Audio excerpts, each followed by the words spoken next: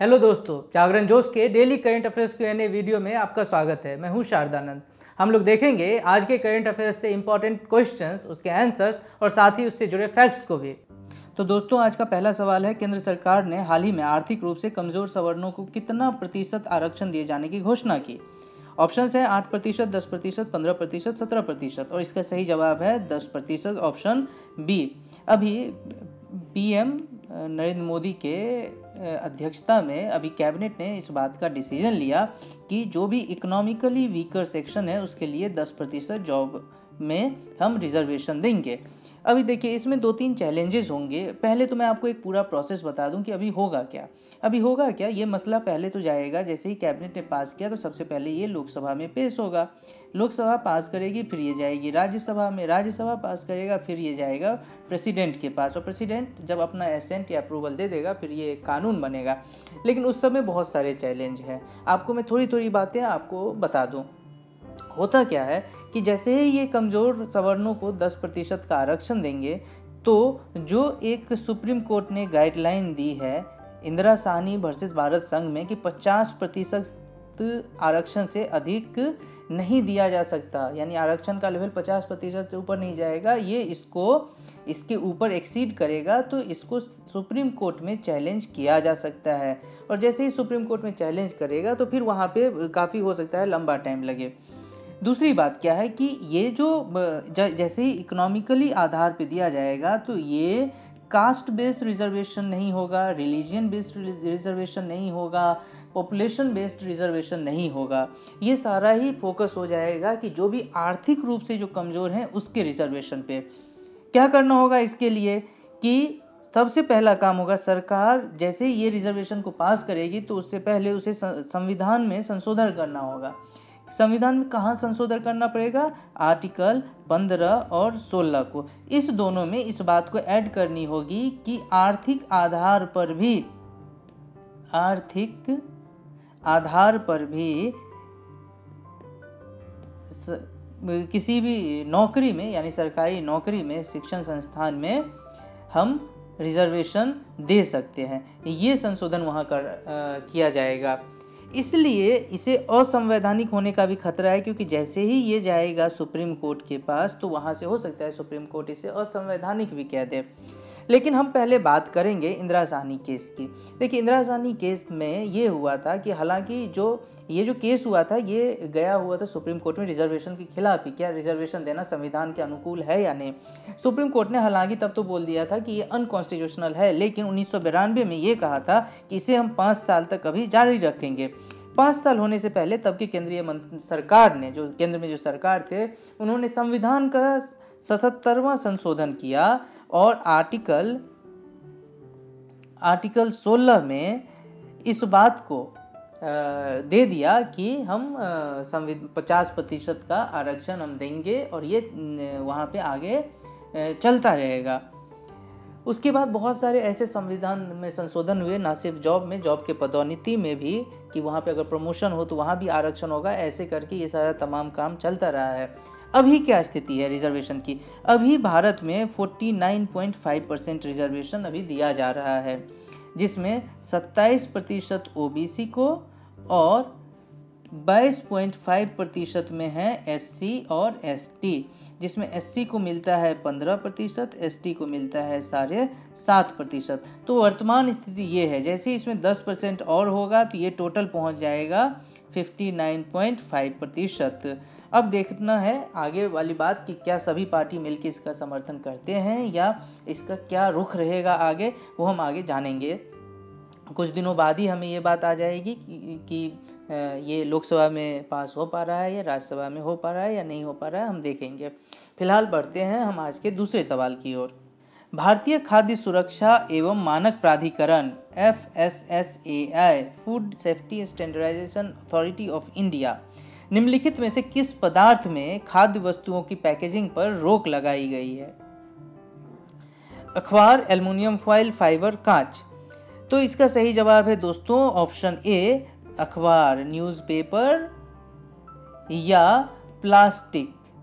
यानी अभी जो FSSAI ने नया गाइडलाइन जारी किया है, इसके तहत ये बताया गया है कि कोई भी फूड आइटम जो खाद्य सामग्री है उसे अखबार में प्लास्टिक में, जो कि एक रीयूजेबल प्लास्टिक हो जाए या जो भी ऐसे किसी भी अगर उसे हीट किया जाए तो वो नष्ट हो सकते हैं, उनके किसी चीज़ में फ़र्क हो सकता है, तो ऐसे किसी चीज़ में हम खाद्य पदार्थों को नहीं रखेंगे। और ये नया गाइडलाइन हुआ। निःशुल्क और अनिवार्य बाल शिक्षा का अधिकार संशोधन विधेयक 2019 के अनुसार किस कक्षा तक नो डिटेंशन नीति वापस लेने संबंधी विधेयक को संसद में पारित किया गया? ऑप्शन है 6ठी, 7वीं, 8वीं, 9वीं। इसका सही जवाब है 8वीं। अभी हाल ही में जो लोकसभा में ये एक निःशुल्क और अनिवार्य बाल शिक्षा का अधिकार संशोधन विधेयक पास हुआ है, जिसपे संसद की मोहर लग गई। इसमें देश में 8वीं कक्षा तक के छात्रों को योग्यता के आधार पर उत्तीर्ण करने और नो डिटेंशन नीति वापस लेने से संबंधित प्रावधान को पास किया गया। इससे पहले क्या होता था कि 8वीं कक्षा तक जो छात्र थे उसके लिए कोई परीक्षा नहीं होगी, यानी वहाँ पे योग्यता का आधार नहीं होता था उत्तीर्ण करने के लिए। सीधे अगर जो भी लोग 8 में हैं वो सीधे 9वीं में चले जाएंगे बिना किसी योग्यता और बिना किसी उत्तीर्णता के आधार पे। अब इस चीज़ को वापस ले लिया गया है, क्योंकि एजुकेशन को इंडिया में काफ़ी कॉम्पिटिटिव बनाना है, और कॉम्पिटिटिव बनाएंगे तभी वहाँ से आपको एक क्वालिटी स्टूडेंट मिलते हैं, एक क्वालिटी प्रोडक्ट तैयार होता है। इसी के तहत सरकार ने बोला कि अब हम ये जो नो डिटेंशन नीति थी इसको वापस लेते हैं, और अब हम 2 लेवल पे परीक्षा लेंगे, एक तो कक्षा 5 में लेंगे और 8 में लेंगे, जिसके तहत जो ये उत्तीर्ण होंगे वो सभी उनको आगे की क्लास में बढ़ाया जाएगा। जो नहीं होंगे उसके लिए फिर से 2 महीने के समय में पुनः परीक्षा के लिए अतिरिक्त अवसर दिया जाएगा यदि बच्चा विफल रहता है तो। यानी ये किसी भी तरह से किसी बच्चे के खिलाफ नहीं है, बल्कि ये बच्चे में और ज़्यादा जानकारियाँ भरने के लिए, बच्चे को और ज़्यादा पढ़ाई को लेकर उत्सुक बनाने के लिए एक कदम लिया गया है, और बहुत ही अच्छा कदम है। बढ़ते हैं आज के चौथे सवाल की ओर। केंद्र सरकार ने किस विद्यालय के छात्रों की आत्महत्या की घटनाओं के जांच के लिए एक समिति का गठन किया है? ऑप्शंस हैं नवोदय विद्यालय, सैनिक स्कूल, नेत्रहाट विद्यालय, केंद्रीय विद्यालय। और इसका सही जवाब है दोस्तों ऑप्शन ए, नवोदय विद्यालय। दोस्तों नवोदय विद्यालय में ऐसा देखा गया है अभी कुछ दिनों में कि बहुत सारे छात्र ऐसे हैं जो आत्महत्या कर रहे हैं, और ऐसा क्यों कर रहे हैं, इसके पीछे के रीज़न क्या है, इन्हीं सब को जांचने के लिए एक समिति का गठन किया गया है, जो कि HRD मिनिस्टर ने किया है। आपको बता दूं कि ये जो नवोदय स्कूल है ये HRD मिनिस्ट्री के अंदर ही होती है, और उन्हीं के अंदर से इसमें सारे काम और देखरेख किया जाता है। और उसके साथ ही ना सिर्फ एक समिति का गठन किया है, बल्कि एक काउंसलर भी हर स्कूल में देने का सरकार विचार कर रही है कि ऐसे कोई भी छात्र जिनके मन में इस तरह की बातें आ रही हो, सुसाइडल कोई चीज़ें चल रही हो, तो उसके लिए एक काउंसलर होंगे जो उन्हें सही दिशा निर्देश करेंगे।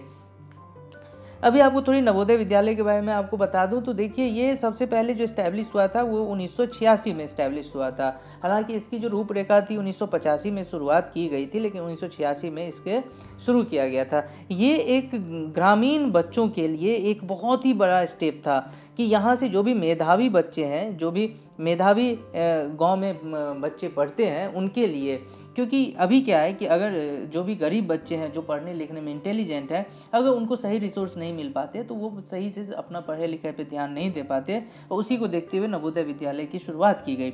ये क्या होता है, यहाँ पे पढ़ाई फ्री है, आपकी एजुकेशन फ्री है, रहना हाउसिंग फ्री हो जाती है, लॉजिंग फ्री है, खाना फ्री है। तो ये सारी चीज़ें गवर्नमेंट ने नवोदय स्कूल के लेकर किया था, और इसमें हमने देखे भी हैं कि इससे बहुत अच्छे अच्छे स्टूडेंट निकल के आ रहे हैं। जिसमें अगर आप देखें तो ये अत्यंत सफल आवासीय स्कूल है, जिसके तहत 98% बच्चे 12वीं में पास होते हैं। CBSE का अगर आप डेटा देखेंगे तो उनके हिसाब से 82% बच्चे ही इसमें पास होते हैं, जबकि नवोदय का ऐसा रिकॉर्ड है कि 98% बच्चे वहाँ से पास होते हैं। तो आप समझ सकते हैं कि इसका कितना इम्पोर्टेंस है रूरल एजुकेशन में, और अगर वहाँ पे इस तरह की घटनाएं देखी जाती है चिंता की विषय है, और इसीलिए सरकार ने एक समिति का भी गठन कर दिया है। अब आज का 5वां सवाल। वित्त राज्य मंत्री शिव प्रताप शुक्ला की अध्यक्षता वाले एक मंत्री समूह, जो ग्रुप ऑफ मिनिस्टर्स होते हैं, ने 60 लाख तक के टर्नओवर पर कितना रुपए GST की सिफारिश की है? 2000, 3000, 4000, 5000। देखिए इसका सही जवाब है ऑप्शन डी 5000 रुपये। ये जो GOM थी इसका गठन किया गया था MSME सेक्टर को सही से देखने के लिए। अभी मैंने आपको पिछले 2-3 वीडियो से मैं बता रहा हूँ कि सरकार किस तरह से एग्रेसिवली MSME सेक्टर को देखने के लिए, MSME सेक्टर पे एक अच्छा प्रभाव छोड़ने के लिए कितने अच्छे अच्छे स्टेप उठा रही है। उसी के तहत एक और ये स्टेप है जिसमें कहा गया है कि 50-60 लाख रुपये सालाना टर्नओवर वाले MSME पर 5000 रुपये का GST डायरेक्ट लगा देने की बात है। मतलब ये सीधा सीधा हिसाब रहेगा, कोई इसमें कोई दांवपेच नहीं होगी। और 60 से 75 लाख रुपये टर्नओवर पे 10 से 15 हज़ार की सिफारिश की है। वहीं 1.5 करोड़ रुपये के टर्नओवर वाले कारोबारियों को GST नेटवर्क से मुफ्त अकाउंटिंग और बिलिंग सॉफ्टवेयर मिलना चाहिए, ये भी रिकमेंडेशन है। यानी ये जो हमारे पास शिव प्रताप शुक्ला की जो एक समूह बनाई गई थी, उसने ये सारे अलग अलग यहाँ पे रिकमेंडेशन दिए हैं सरकार को। और अगर ये रिकमेंडेशन लागू हो जाते हैं तो ये बहुत ही बड़ा कदम होगा और ये बहुत ही अच्छा स्टेप भी माना जाएगा MSME सेक्टर के लिए कि इसको जिस तरह से प्रमोशन मिले भारत में, क्योंकि ये एक बैकबोन है। अगर आप देखें इंडियन जो इकोनॉमिक सिस्टम है उसका बैकबोन है MSME सेक्टर, और इसके लिए बहुत सारे कार्यक्रम चलाए जाते रहे हैं और अभी हाल के दिनों में तो बहुत ही एग्रेसिवली इसके लिए काम किया जा रहा है। तो ये एक मिला जुला के एक अच्छा रिकमेंडेशन है। GOM की बात करें तो ये अगस्त 2018 में किया गया था, जिसमें बिहार के उप मुख्यमंत्री सुशील कुमार मोदी, असम के वित्त मंत्री हेमंत बिश्व शर्मा, दिल्ली के उप मुख्यमंत्री मनीष सिसोदिया, केरल के वित्त मंत्री थॉमस इसाक और पंजाब के वित्त मंत्री मनप्रीत सिंह बादल भी इसके सदस्य थे और इन्होंने ये एक रिकमेंडेशन दिया है। हम बढ़ते हैं आज के छठे सवाल की ओर। गोल्डन ग्लोब अवार्ड्स 2019 में बेस्ट एक्टर ड्रामा का पुरस्कार किसे मिला? ऑप्शंस हैं क्रिश्चियन बेल, माहेरशाला अली, रामी मालेक, अल्फांसो कुआरो। इसका सही जवाब है ऑप्शन सी रामी मालेक। देखिए ये जो गोल्डन ग्लोब अवार्ड दिया गया वो दिया गया, ये एक बहुत फैक्ट्स है आपके लिए। ये सवाल पूछे जा सकते हैं क्योंकि हमने कोशिश की है कि एक सवाल में आपको बहुत सारे ऐसे फैक्ट्स मिले जो एक सवाल आपके 3-4 सवालों का जवाब देते हैं। तो इसीलिए यहाँ पे आपको मैं बता दूं कि गोल्डन ग्लोब अवार्ड कैलिफोर्निया स्थित बेवर्ली हिल्स में अवार्ड्स दिए गए। और अगर मैं बेस्ट एक्टर ड्रामा की बात करें तो रामी मालिक हैं, जिसे बोहेमियन रैप्सोडी के लिए इस फिल्म के लिए इसे बेस्ट एक्टर का अवार्ड मिला।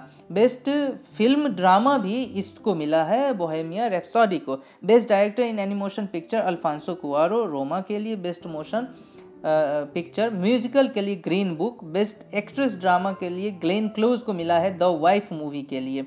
ये सारे फैक्ट्स आपको याद रखने हैं। बेस्ट एक्ट्रेस म्यूजिकल कॉमेडी के लिए ओलिविया कॉलमैन को मिला है the favourite. Best actor music comedy में क्रिश्चियन बेल वाइस के लिए। और best motion picture foreign language है रोमा मैक्सिको। ये भी एक है इम्पॉर्टेंट है, जनरली इस पे सवाल आते हैं कि बेस्ट फॉरेन लैंग्वेज पिक्चर के लिए किसे अवार्ड मिला है, तो रोमा को मिला है और जिसके डायरेक्टर हैं अल्फांसो कुआरो। ठीक है, और इसी के साथ हम बढ़ेंगे आज के 7वें सवाल की ओर। हाल ही में जारी विश्व गोल्फ रैंकिंग में शीर्ष स्थान पाने वाले खिलाड़ी का नाम बताएं। Justin Rose, Brooks Koepka, Justin Thomas, Dustin Johnson. और इसका सही जवाब है ए जस्टिन रोज। आपको बता दूं कि ये जो जस्टिन रोज हैं और ब्रुक्स कोएपा हैं, इन दोनों में बहुत ही शानदार टक्कर होती है। अभी कुछ दिनों पहले ही ब्रुक्स कोएपा थे जो नंबर 1 पोजीशन पे थे, फर्स्ट पोजीशन पे ये थे। हालांकि कुछ ही पॉइंट के मार्जिन से जस्टिन रोज जो हैं वो अभी नंबर 1 पे पहुंच गए हैं। और इसी के साथ उन्होंने जो साल 2019 की जो शुरुआत की है बहुत ही बेहतरीन तौर पे की है। अगर आप पॉइंट्स की बात करें तो जस्टिन रोज को 9.46 औसत अंकों के साथ टॉप पोजीशन मिला। वहीं ब्रुक्स कोएपा 9.33 के साथ दूसरे स्थान पर रहे हैं। जस्टिन रोज की बात करें तो उन्होंने PGA टूर जो है वो 9 बार जीता है और यूरोपियन टूर 12 बार जीता है। तो अगर हम देखें तो ये एक अपने आप में बहुत ही बड़े प्लेयर हैं। और अब आज का 8वां और अंतिम सवाल। गुप्त तलाक को समाप्त करने के लिए किस राष्ट्र ने एक नया कानून बनाया है? ऑप्शंस हैं UAE, बहरीन, सऊदी अरब, कतर। दोस्तों इसका सही जवाब है ऑप्शन सी सऊदी अरब। अभी क्या है कि पहले गुप्त तलाक क्या है, मैं पहले आपको एक प्रोसेस बता दूं, जिसको हम लोग कहते थे कि गुपचुप तरीके से अपने वाइफ को तलाक दे देना। यानी किसी को कुछ भी पता नहीं, न घर न परिवार, किसी को नहीं। अचानक एक दिन वाइफ को तलाक दे दिया और इसी को एक सीक्रेसी डाइवोर्स कहते थे, सीक्रेट डाइवोर्स कहते थे, गुप्त तलाक कहते थे।